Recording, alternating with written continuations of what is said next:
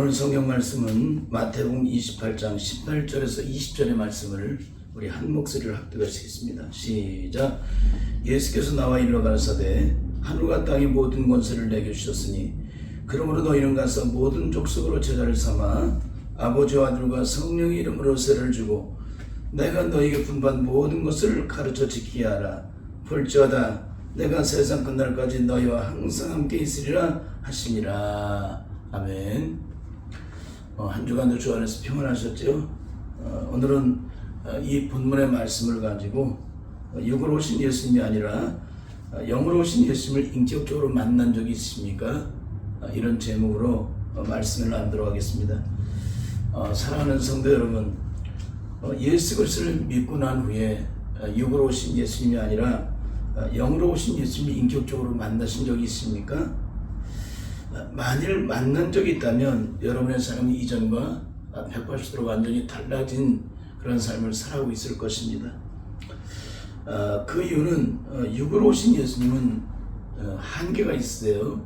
시간과 공간에 제한을 받으신 분이셨지만 그 영으로 오신 예수님은 시간과 공간의 한계를 초월해서 계신 분이시기 때문에 조금도 제한을 받지 않아요. 그래서 오늘 영으로 오신 예수님, 육으로 오신 예수님이 아니라 영으로 오신 예수님을 만나게 되면 우리의 삶은 이렇게 철저하게 성령 안에서 영적으로 변화를 이루게 되는데, 시간과 공간을 초월해서 역사하시는 그분이 내 안에 들어오셔서 우리의 눈으로 보이지 않는 세계 속에 이루어지는 일들을 친히 영적인 능력으로 채워주시고 또 가르쳐주시고 또 알게 하시고 보게 하시고 느끼게 하셔서 이전에 육신의 한계 속에 갇혀 살아왔던 그의 삶과 전혀 차원이 다른, 그러니까 수준이 아니라 차원이 다른 그런 영적인 삶을 살아가게 된다는 사실입니다. 그러므로 우리들은 육이 아니라 영으로 오신 예수님을 반드시 만나야 한다는 사실이에요. 만일 그렇지 않게 되면 예수님께서 십자가에 이루신 그 십자가의 죽으심과 부활하심이 내게 아무런 영적 능력이 되지 않는다는 사실입니다. 여러분, 예수님께서 이 땅에 왜 오셨을까요? 이 땅에 오신 목적은 한 가지예요. 우리를 저희 죄에서 구원하시기 위해서 주님이 이 땅에 오셨습니다. 그럼 주님이 어떻게 오셨어요?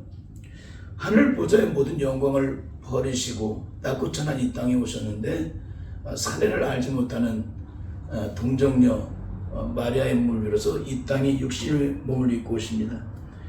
그러면 주님이 우리에게 베풀어 주신 구원의 영광의 크기는 얼마나 될까요? 그것은 하늘 보좌보다 더 큰 거예요. 왜 그럴까요? 하늘 보좌를 모두 버리시기까지, 그 영광을 버리시기까지 우리를 사랑하셨기 때문에 그런 거예요. 그래서 예수님께서 우리에게 베푸신 구원의 영광의 크기는 하늘 보좌보다 더 크다. 그래서 그 사랑을 영원히 잊지 못하는 것입니다. 그 사랑을 입은 자들은, 근데 그 사랑을 불에 쪼이기만 하는 사람들은 그 능력을 몰라요. 그 은혜를 모릅니다. 그래서 제가 늘 강조하는 게 뭐냐면 성령의 불에 쪼인 자가 되지 말고 성령의 불을 받은 자가 되라. 그런 말씀을 드리는 이유가 우리의 구원이 성령의 불에 쪼이기만 하면은 그 능력을 맛배기 신앙으로 끝나게 돼요. 여러분, 마태에 가면 맛배기가 있잖아요. 근데 그것은 온전한 것이 아니죠. 그러나 무슨 일이 임하신 성령의 능력을 받게 되면 우리는 맛배기 신앙에서 온전히 벗어나서 하나님의 능력을 체험하는, 온전히 체험하는 그런 사람으로 변화를 이루게 된다는 사실입니다. 여러분, 질문하겠습니다. 물에 빠져 죽어가던 나를 어떤 분이 불쌍히 여겨서 자기의 생명을 내어 던지면서까지 나를 건져 주었습니다. 그 건져를 받은 나는 일평생 나를 거저준 그 사람을 향해서 어떤 삶을 살아갈까요? 일평생 사랑에 빚진 자로서 그 은혜를 받기 위해서 자신의 생명을 다한 날까지 헌신의 삶을 살아가게 된다는 사실입니다. 영원한 저주와 심판과 죽음과 그 형벌 속에 갇혀서 끝없이 고통 가운데 있던 나를 주님께서 나를 건져주셨습니다. 나를 구원해 주셨습니다. 그 구원의 사랑은 하늘을 두루마리지 않고 바다를 먹물 삼아도 하나님의 한없는 사랑을 다 기록할 수 없는 사랑이라고 그 능력의 크기를 찬송가 404장의 시인은 증거를 줬습니다. 동시에 그 사랑이 얼마나 큰지 저 하늘 높이 쌓아도 채우지 못한다.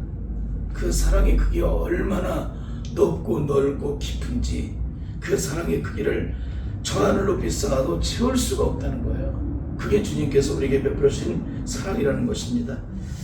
그러면 영원한 심판을 피할 수 없는 나에게 영원히 갚을 수 없는 사랑으로 그 저지에서 심판에서 죽음에서 형벌에서 건져주시고 영원한 자유를 얻게 하신 주님의 십자가의 사랑을 입은 자는 주님 나라에 이를 때까지 어떤 삶을 살아가게 될까요?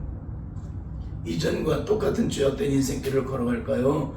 아니면 주님의 십자가의 사랑을 입은 것만큼 주님의 그 사랑에 보답하기 위해서 그 사랑에 비친 자로서 그 은혜를 갖기 위해서 생명을 다하는 삶을 살아갈까요? 그 은혜를 갖기 위하여 사랑에 비친 자로서 생명을 다하는 삶을 살아간다는 거예요. 그러면 사랑에 비친 자로서 생명을 다하는 삶이 뭡니까?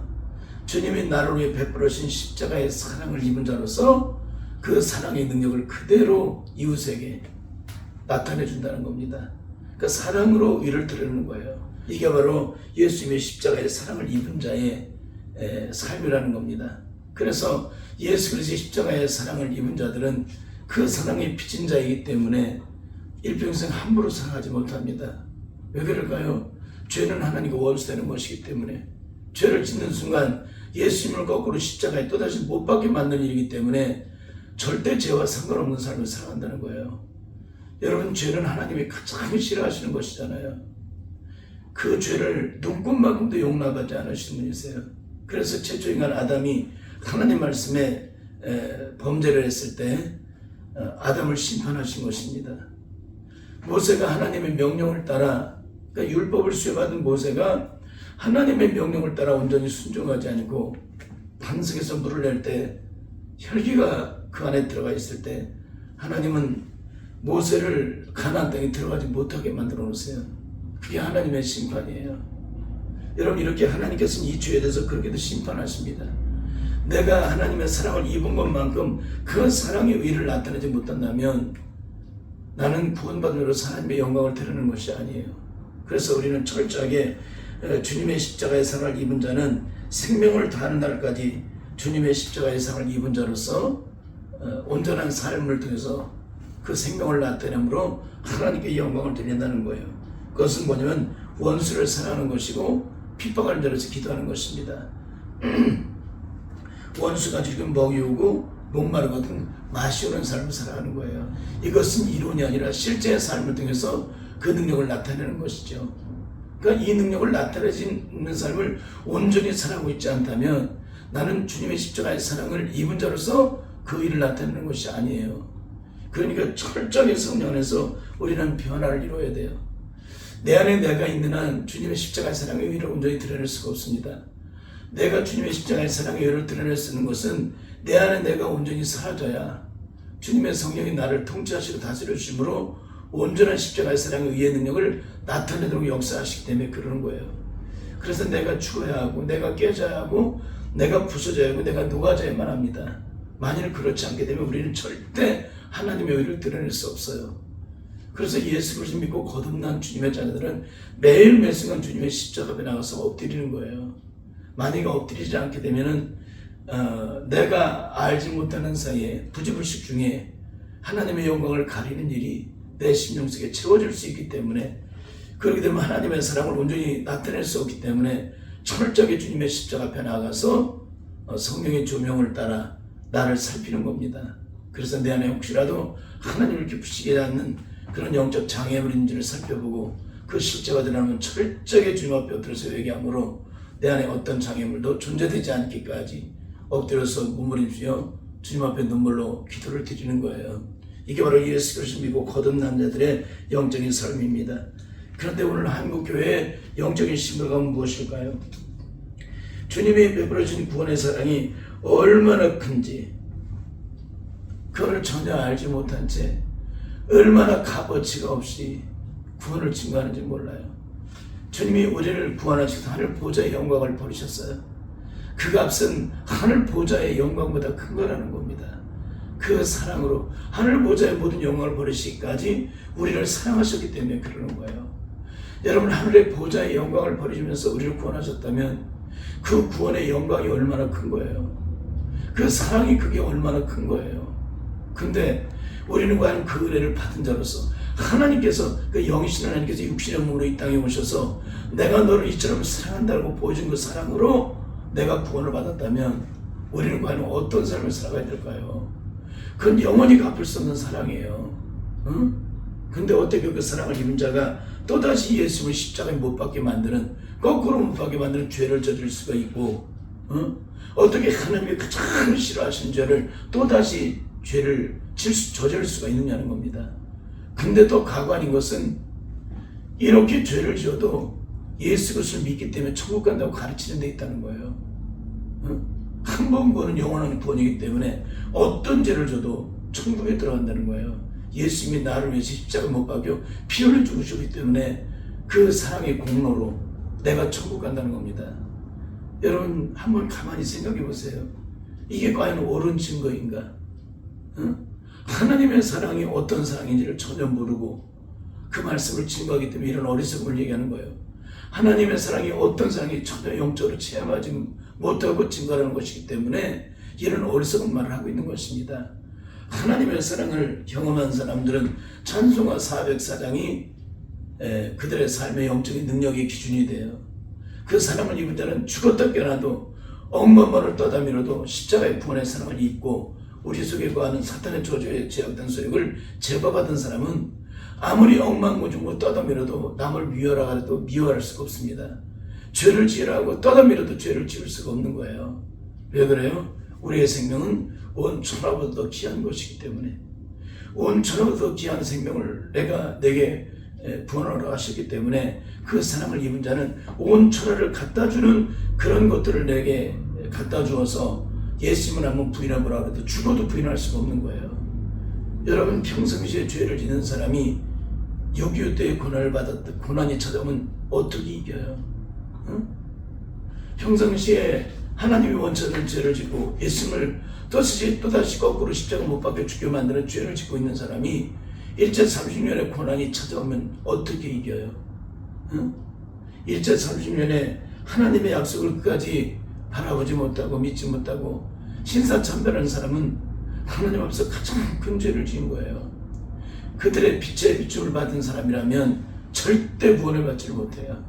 여러분, 어떻게 우리가 이렇게 지금 큰 문제 앞에서도 그 시험을 이기지 못하고 죄를 짓고 돌아다니는 사람이 어떻게 영원한 천국에 들어가요? 죽어도 깨어나도 못 들어가지. 그러니까 오늘 한국교회가 증거되는 구원론이 얼마나 처참한지 알 수가 없는 거예요. 여러분, 절대 이런 삶을 살아서는 안 되는 줄 믿습니다. 여러분, 이렇게 하늘보좌의 모든 영광을 버리시기까지 그 대가를 치르심으로 또 육신의 몸으로 이 땅에 오셔서 십자가에 피 흘려 죽으시기까지 한 방울의 물도 피도 남김없이 다 쏟아주신 그 사랑으로 나를 구원하셨다면 과연 그 사랑으로 구원받은 자의 삶은 어떤 삶을 살아가야 되냐는 거예요. 그 사랑의 빛이 나는 어떤 삶을 살아가야 되냐는 것입니다. 절대적으로 우리는 십자가의 원수로 행하는 삶을 살아갈 수 없다는 거예요. 그러니까 지금 한국교회 영적으로 증거되고 있는 이 모든 구원론이 단 한 사람도 천국으로 인도할 수 있는 그런 구원론이 아닌 거예요. 여러분, 죄는 철저히 회개를 해야 돼요. 눈꽃만한 죄가 있어도 반드시 심판받아서 영원한 지옥불에 떨어지기 때문에 그래요. 죄의 삭은 사망이기 때문에 그럽니다. 사망이라는 얘기는 심판을 받는다는 얘기예요. 영원한 형벌을 피할 수 없게 된다는 것입니다. 그러면 왜 이런 일이 한국교회 안에 만연되어 행하고 있을까요? 그 이유는 오직 한 가지입니다. 말씀을 증거하는 분들이 육으로 오신 예수님만을 만나고 영으로 오신 예수님을 아직 만나지 못했기 때문에 그러는 거예요. 영으로 오신 예수님을 만난다면 절대 이런 증거를 못하죠.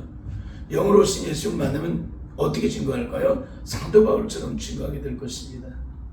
그러면 영으로 오신 예수님을 만나지 못하게 되면 누구처럼 증거할까요? 바리새인처럼 증거를 해요. 바리새인처럼. 여러분, 절대 이런 어리석음을 범해서는 안 되는 줄 믿습니다.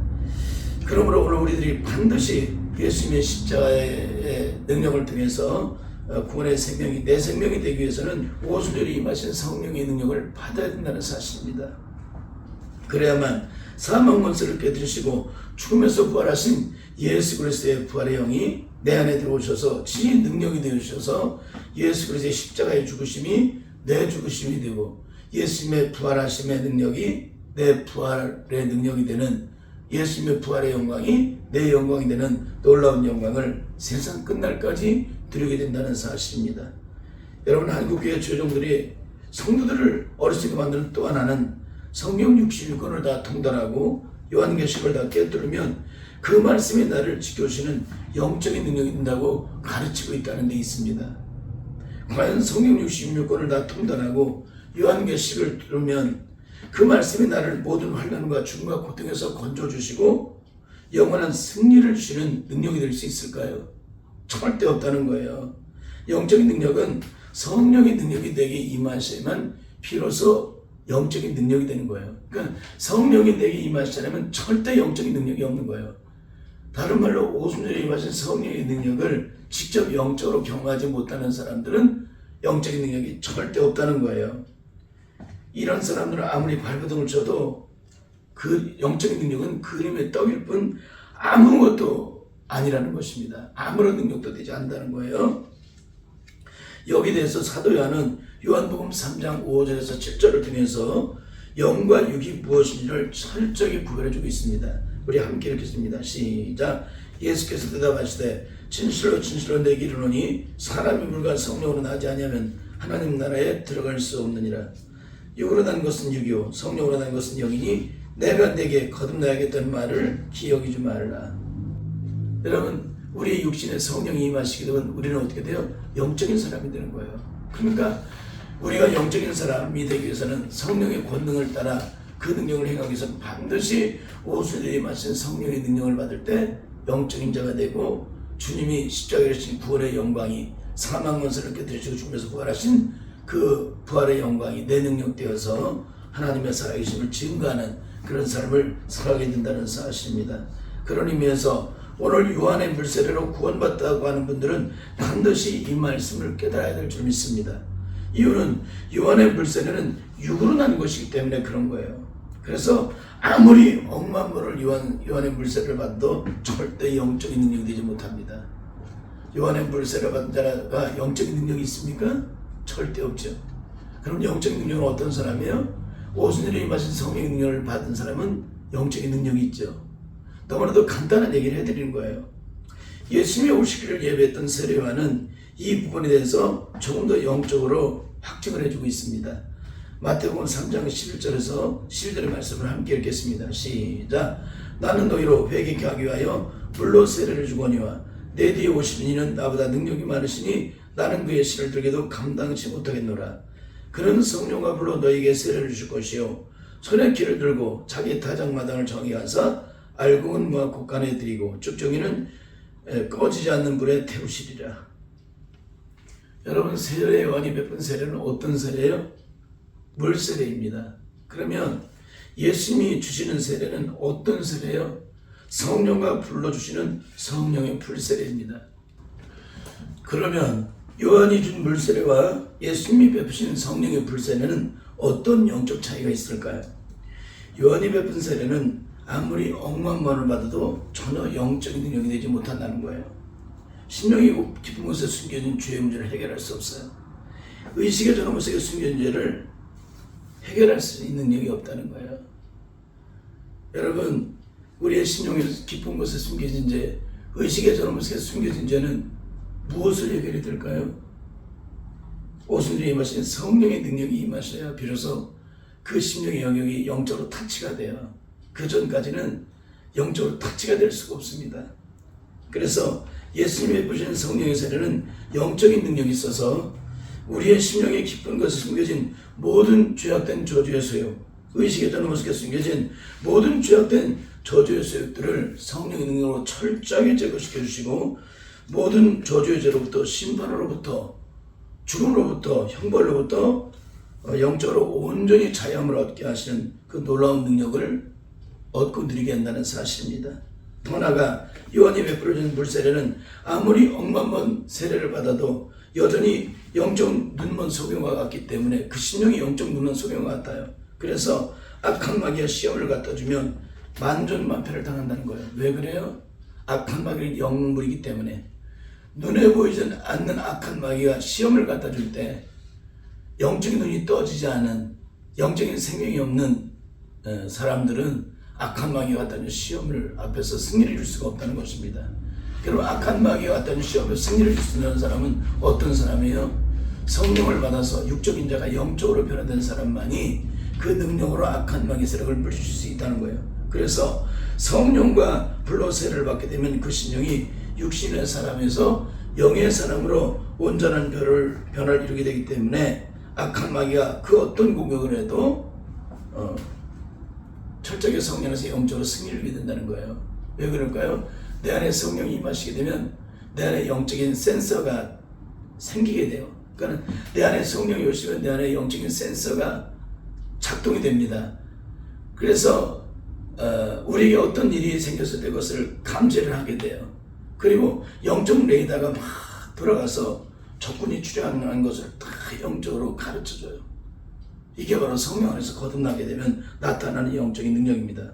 그렇게 될 때 우리가 영적으로 그것을 인지하고 인식하고 마귀가 나를 공격하고 있구나 깨닫게 되기 때문에 예수 이름으로 철저하게 물리칠 수가 있는 것입니다. 이게 능력 안에서 이루어져야 돼요. 이것이 바로 육으로 오신 예수를 만난 사람과 영으로 오신 예수를 만난 사람의 영적인 결국이에요. 그런데도 오늘 한국교회는 성령의 능력을 받지 못해도 예수 그리스도의 이름으로 기도하고 명령하면 악한 마귀가 다 쫓겨나간다고 가르치고 있다는 거예요.